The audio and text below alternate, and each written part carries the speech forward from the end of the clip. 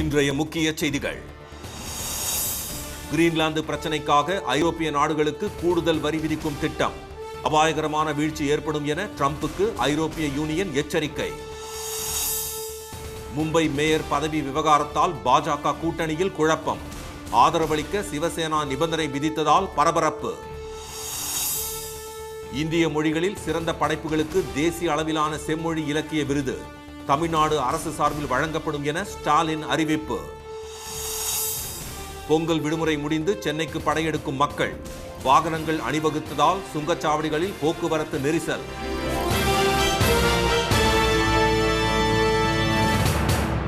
வணக்கம். வணக்கம். கிரீன்லாந்து பிரச்சனைக்காக ஐரோப்பிய நாடுகளுக்கு கூடுதல் வரி விதிப்பது அபாயகரமான பெரும் வீழ்ச்சிக்கு வழிவகுக்கும் என ட்ரம்புக்கு ஐரோப்பிய யூனியன் எச்சரிக்கை விடுத்துள்ளது. டென்மார்க்கின் தன்னாட்சி பிரதேசமான இயற்கை வளமிக்க கிரீன்லாந்தை அமெரிக்காவுடன் இணைக்க ட்ரம்ப் முயற்சி மேற்கொண்டுள்ளார். இதற்கு டென்மார்க், கிரீன்லாந்து மட்டுமின்றி ஐரோப்பிய நாடுகளும் எதிர்ப்பு தெரிவித்து வருகின்றன. கிரீன்லாந்தின் பாதுகாப்புக்காக பிரான்ஸ், ஜெர்மனி உள்ளிட்ட சில நாடுகள் படைப்பிரிவுகளை அனுப்பியுள்ளன. இதையடுத்து 27 நாடுகளை உறுப்பினர்களாக கொண்ட ஐரோப்பிய யூனியனில் உள்ள Denmark, Norway, Sweden, France, Germany, England, Netherlands, Finland ஆகிய 8 நாடுகளிலிருந்து இறக்குமதியாகும் பொருட்களுக்கு பிப்ரவரி 1ஆம் தேதியிலிருந்து 10% வரி விதிக்கப்படுவதாக ட்ரம்ப் அறிவித்துள்ளார். ஜூன் மாதம் 1 தேதி இது 25% உயர்த்தப்படும் என்றும், கிரீன்லாந்தை அமெரிக்கா வாங்குவதற்கான ஒப்பந்தம் முடிவாகும் வரை இந்த வரி அமலில் இருக்கும் என்றும் அவர் கூறியுள்ளார். ஐரோப்பிய நாடுகள் மீது இத்தகைய வரி விதிப்பது தவறானது என்று இங்கிலாந்து பிரதமர் கெய்ர் ஸ்டார்மர் தெரிவித்துள்ளார். அமெரிக்காவின் இதுபோன்ற மிரட்டல்கள் உக்ரைன் மற்றும் கிரீன்லாந்து விவகாரங்களில் பயனளிக்காது என்று பிரான்ஸ் அதிபர் இமானுவேல் மேக்ரான் பதிவிட்டுள்ளார். நார்வே வெளியுறவு அமைச்சர் எஸ்பென் பார்த் எய்ட், டென்மார்க் வெளியுறவு அமைச்சர் லாஸ் ராஸ்முசன், ஸ்வீடன் பிரதமர் உல்ஃப் கிறிஸ்டசன் உள்ளிட்டோரும் கிரீன்லாந்தின் இறையாண்மையை பாதுகாப்பதை வலியுறுத்தியுள்ளனர். ஐரோப்பிய ஆணையத்தின் தலைவர் உர்சுலா வான் டெர் லேயான், ஐரோப்பிய கவுன்சில் தலைவர் ஆண்டோனியோ கோஸ்டா ஆகியோர் வெளியிட்டுள்ள கூட்டறிக்கையில் கிரீன்லாந்து விவகாரத்திற்காக ஐரோப்பிய நாடுகளுக்கு அமெரிக்கா கூடுதல் வரி விதிப்பது அட்லாண்டிக்கை கடந்த உறவுகளை பலவீனப்படுத்தி அபாயகரமான வீழ்ச்சி பாதைக்கு வழிவகுக்கும் என்று எச்சரித்துள்ளனர். ஐரோப்பிய நாடுகள் ஒற்றுமையுடன் ஒருங்கிணைந்து கிரீன்லாந்து இறையாண்மையை காப்பதில் உறுதியுடன் இருக்கும் என்றும் அவர்கள் தெரிவித்துள்ளனர். இதனிடையே லத்தீன் அமெரிக்க நாடுகளின் மெர்கோசூர் எனப்படும் தெற்கு பொதுச்சந்தை கூட்டமைப்புக்கும் ஐரோப்பிய யூனியனுக்கும் இடையே தடையற்ற வர்த்தக ஒப்பந்தம் பராகுவே தலைநகர் அசுன்ஷியானில் கையெழுத்தானது. அர்ஜென்டினா, பிரேசில், பராகுவே, உருகுவே ஆகியவை அங்கம் வகிக்கும் மெர்கோசூர் கூட்டமைப்புக்கும் ஐரோப்பிய யூனியனுக்கும் இடையே 25 ஆண்டுகளாக நடைபெற்ற பேச்சுவார்த்தைக்கு பின் இந்த ஒப்பந்தம் மேற்கொள்ளப்பட்டுள்ளது. இதன் மூலம் 70 கோடி மக்களுக்கான சந்தையாக உலகின் மிகப்பெரிய தடையற்ற வர்த்தக மண்டலம் உருவாக்கப்பட்டுள்ளதாக ஐரோப்பிய ஆணைய தலைவர் உர்சுலா தெரிவித்துள்ளார். மும்பை மாநகராட்சி தேர்தலில் பாஜக அதிக இடங்களில் வென்றாலும் தனி பெரும்பான்மை கிடைக்காத நிலையில் கூட்டணி கட்சியான ஷிண்டே தரப்பு சிவசேனா மேயர் பதவிக்கு நிபந்தனை விதித்திருப்பது மராட்டிய அரசியலில் புயலை கிளப்பியுள்ளது. கடந்த 30 ஆண்டுகளாக ஒருங்கிணைந்த சிவசேனையின் கோட்டையாக இருந்த மும்பையை ஆளும் பாஜக மற்றும் துணை முதலமைச்சர் திரு ஏக்நாத் ஷிண்டே தலைமையிலான சிவசேனா கூட்டணி கைப்பற்றியது. மொத்தமுள்ள 227 வார்டுகளில் பாஜக 89 வார்டுகளிலும், ஷிண்டே சிவசேனா 29 வெற்றி பெற்றன. மும்பை மாநகராட்சியில் அறுதி பெரும்பான்மையை நிரூபிக்க 114 கவுன்சிலர்கள் தேவை என்ற நிலையில் பாஜக கூட்டணிக்கு 118 கவுன்சிலர்களின் ஆதரவு உள்ளது. மாநில பாஜக மூத்த தலைவர்கள் பலர் மேயர் பதவி மீது கண் வைத்துள்ள நிலையில் அந்த பதவி தங்களுக்கு வேண்டும் என்று ஷிண்டே தரப்பு போர்க்கொடி தூக்கியிருப்பது பாஜக கூட்டணியில் சிக்கலை ஏற்படுத்தியுள்ளது. இந்நிலையில் திரு ஏக்நாத் ஷிண்டே தமது ஆதரவு கவுன்சிலர்களை நட்சத்திர ஹோட்டல் ஒன்றில் தங்க வைத்துள்ளார். அடுத்த மேயர் யார் என்பது தொடர்பான பேச்சுவார்த்தை நடைபெற்று வரும் நிலையில் குதிரை பேரம் மூலம் கவுன்சிலர்கள் கட்சி மாறுவதை தடுக்கும் நோக்கில் இந்த நடவடிக்கை எடுக்கப்பட்டதாக கூறப்படுகிறது. கட்சிகளை உடைப்பதில் அனுபவமிக்க பாஜக திரு ஏக்நாத் ஷிண்டேவின் கட்சியையும் உடைத்துவிடும் என எதிர்க்கட்சிகள் விமர்சித்து வரும் வேளையில் மேயர் பதவியை தங்களுக்கு 2.5 ஆண்டுகளுக்கு ஒதுக்க வேண்டும் என ஏக்நாத் ஷிண்டே தரப்பு சிவசேனா வலியுறுத்தி இருப்பதாக தகவல்கள் வெளியாகியுள்ளன. இது தவிர மாநகராட்சி நிர்வாகத்திற்கான பல்வேறு குழுக்களில் தங்களது கட்சியினரை நியமிக்க வேண்டும் என்றும், மாநகராட்சி நிலைக்குழு தலைவர் பதவியும் வேண்டும் என்றும் நிபந்தனைகள் விதித்திருப்பதாக கூறப்படுகிறது.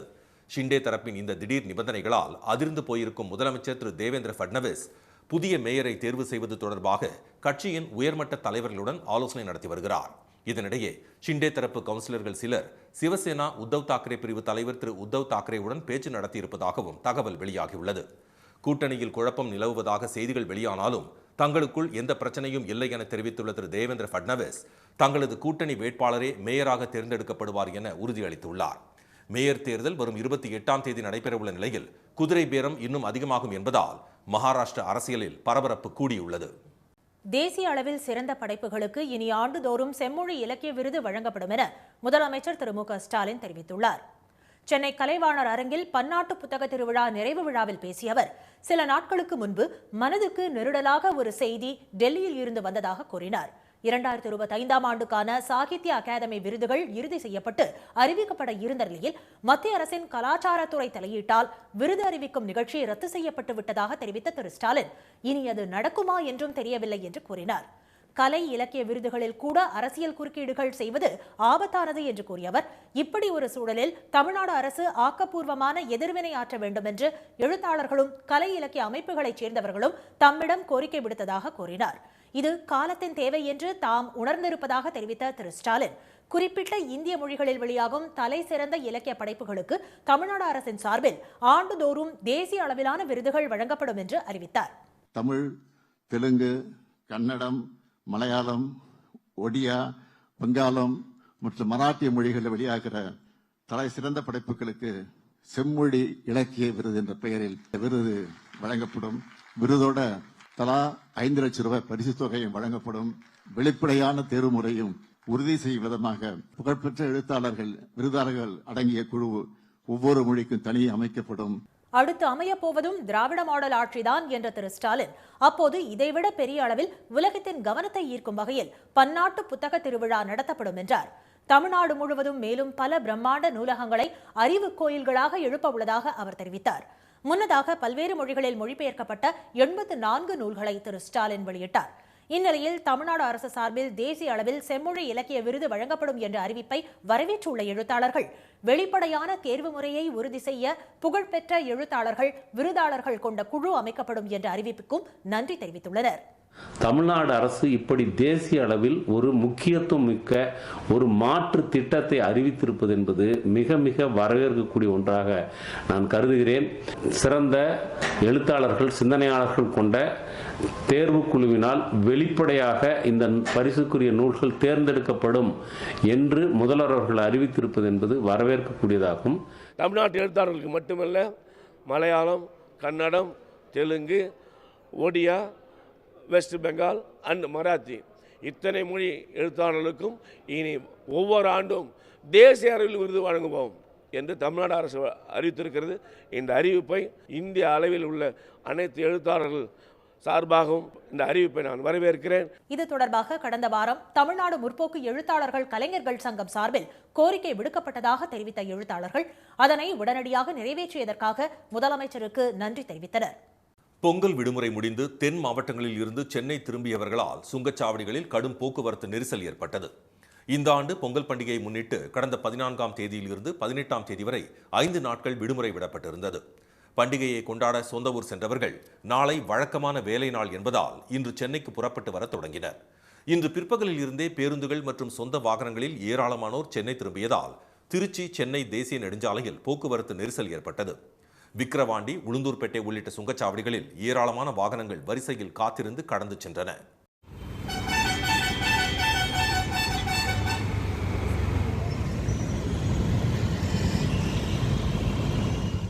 மதுராந்தகம் புறவழிச்சாலையில் விரிவாக்க பணி காரணமாக வாகனங்கள் ஆமை வேகத்தில் நகர்ந்து சென்றன.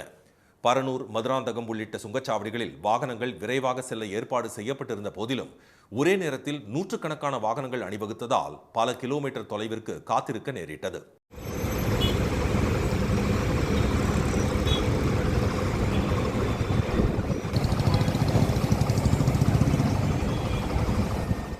ஜிஎஸ்டி சாலையில் கிளாம்பாக்கம், வண்டலூர், பெருங்களத்தூர், தாம்பரம், குரோம்பேட்டை பகுதிகளிலும் கடும் போக்குவரத்து நெரிசல் ஏற்பட்டது. வட மாநிலங்களில் கொட்டி வரும் கடும் பனிப்பொழிவால் இயல்பு வாழ்க்கை பெரிதும் முடங்கியுள்ளது. டெல்லியில் பனிப்பொழிவால் இன்று வெப்பநிலை குறைந்து 5 டிகிரி முதல் 8 டிகிரி செல்சியஸ் வரை பதிவானது. மூடுபனி காரணமாக வாகனங்கள் முகப்பு விளக்குகளை எரியவிட்டபடி சென்றன. குளிரை சமாளிக்க சாலையோரங்களில் மக்கள் தீ மூட்டி குளிர் காய்ந்தனர். சாலை, ரயில் மற்றும் விமான போக்குவரத்து கடுமையாக பாதிக்கப்பட்டது. நொய்டா மற்றும் சுற்றுவட்டார பகுதிகளில் காலை 9 மணி வரை மூடுபனி நிலவியதால் வாகன ஓட்டிகள் சிரமத்திற்கு ஆளாகினர்.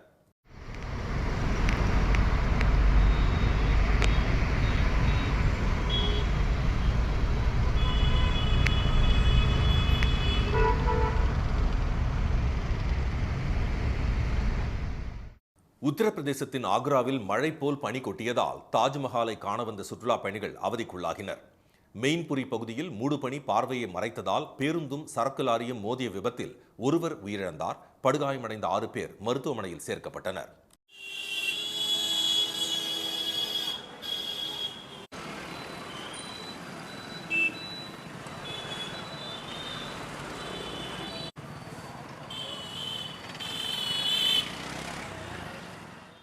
ஹரியானா மாநிலத்தை வாட்டி வதைத்து வரும் பனியால் இயல்பு வாழ்க்கை முடங்கியுள்ளது. நூ பகுதியில் 10க்கும் மேற்பட்ட வாகனங்கள் ஒன்றுடன் ஒன்று மோதி விபத்துக்குள்ளாகின. இதில் 2 பேர் சம்பவ இடத்திலேயே உயிரிழந்தனர். பஞ்சாப், உத்தரகாண்ட், மகாராஷ்டிரா, சத்தீஸ்கர் உள்ளிட்ட மாநிலங்களில் நிலவும் கடும் பனிப்பொழிவால் மக்கள் வீடுகளை விட்டு வெளியே வரவே தயக்கம் காட்டுகின்றனர்.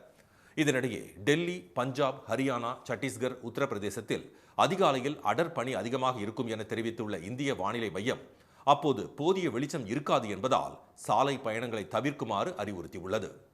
கரிக்கோழியின் விலை வரலாறு காணாத அளவுக்கு உயர்ந்ததால் மக்கள் மீன்களை வாங்க ஆர்வம் காட்டி வருகின்றனர். கரிக்கோழி பண்ணை விவசாயிகள் கோழி வளர்க்க கூலியாக கிலோவுக்கு 20 ரூபாய் வழங்க கோரி கடந்த 1ஆம் தேதி முதல் காலவரையற்ற வேலை நிறுத்த போராட்டத்தில் ஈடுபட்டுள்ளனர். விலைவாசி உயர்ந்த நிலையில் கிலோவுக்கு 6 ரூபாய் 50 காசுகள் கூலி என்பதை ஏற்க முடியாது என்று அவர்கள் கூறி வருகின்றனர். வேலை நிறுத்தம் காரணமாக கறிக்கோழி மற்றும் முட்டையின் விலை தொடர்ந்து உயர்ந்து வருகிறது. சில்லறை கடைகளில் 1 கிலோ கோழி இறைச்சி 360 முதல் 400 ரூபாய் வரை விற்கப்படுகிறது.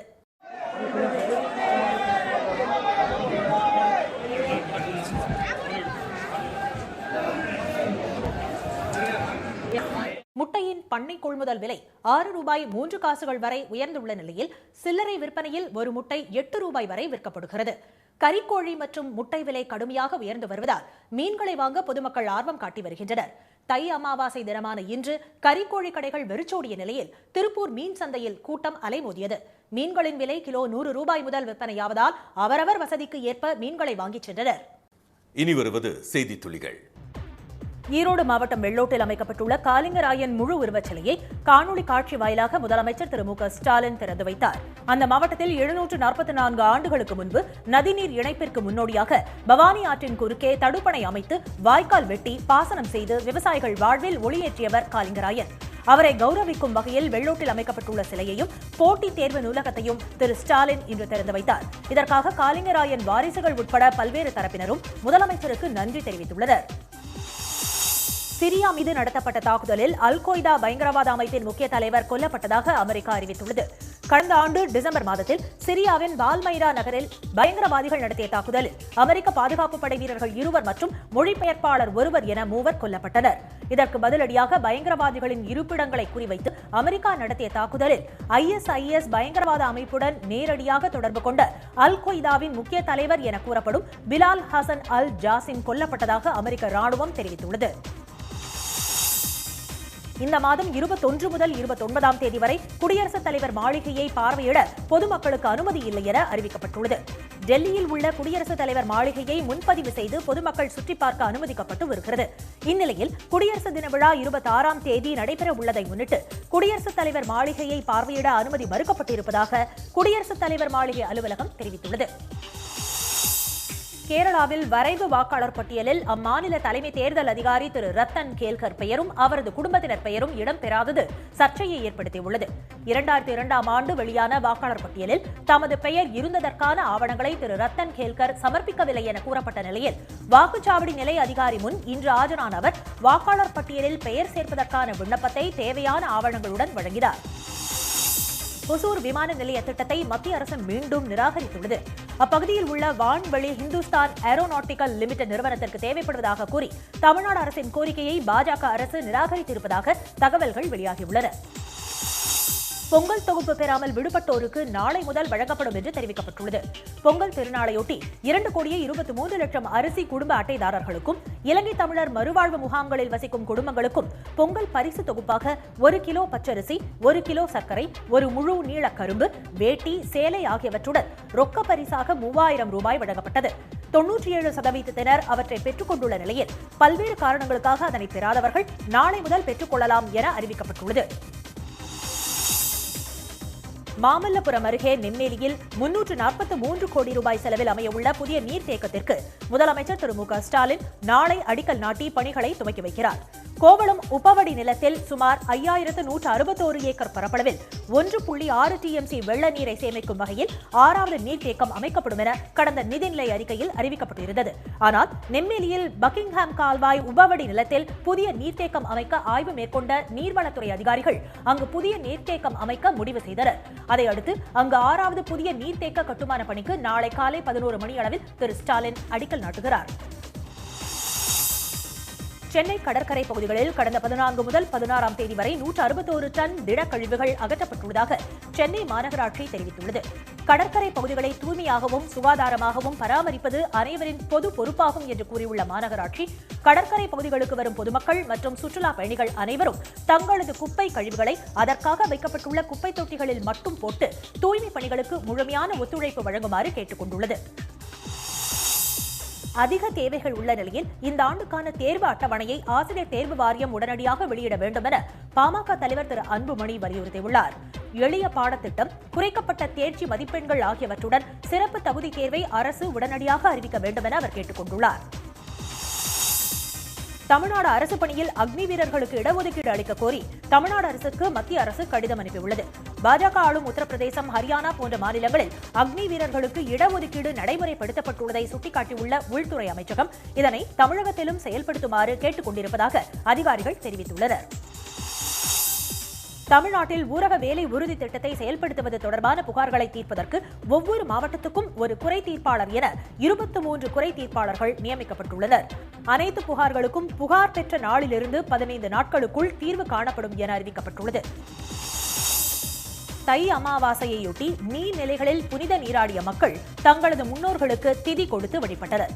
மாதந்தோறும் அமாவாசை தினத்தன்று தர்ப்பணம் செய்து வழிபட முடியாதவர்கள் உத்தராயண புண்ணிய காலம் தொடங்கும் தை அமாவாசையில் வழிபட்டால் ஆண்டு முழுவதும் வழிபட்ட பலன் கிடைக்கும் என நம்புகின்றனர். அந்த வகையில் கன்னியாகுமரி, ராமேஸ்வரம், திருச்செந்தூர், பவானி, கும்பகோணம், திருச்சி, மேட்டூர், ஒகேனக்கல், பூம்புகார் உள்ளிட்ட இடங்களில் குவிந்த மக்கள் நீர்நிலைகளில் நீராடி முன்னோர்களுக்கு திதி கொடுத்தனர். சென்னையில் இன்று ஆபரண தங்கம் விலை மாற்றமின்றி ஒரு சவரன் 1,06,240 ரூபாயாகவும், 1 கிராம் 13,280 ரூபாயாகவும் உள்ளது. வெள்ளி விலையும் மாற்றமின்றி 1 கிராம் 310 ரூபாயாக உள்ளது. மீண்டும் இன்றைய முக்கிய செய்திகள்.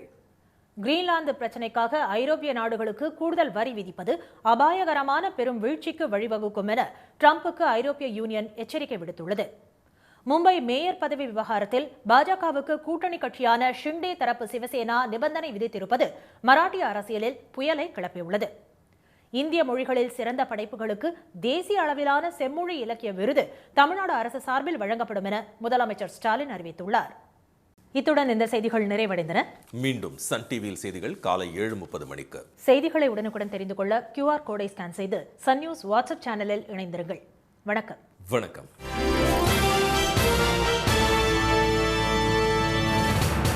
உடனுக்குடன் செய்திகளை தெரிந்து கொள்ள சன் நியூஸ் பெல் ஐகானை கிளிக் பண்ணுங்க.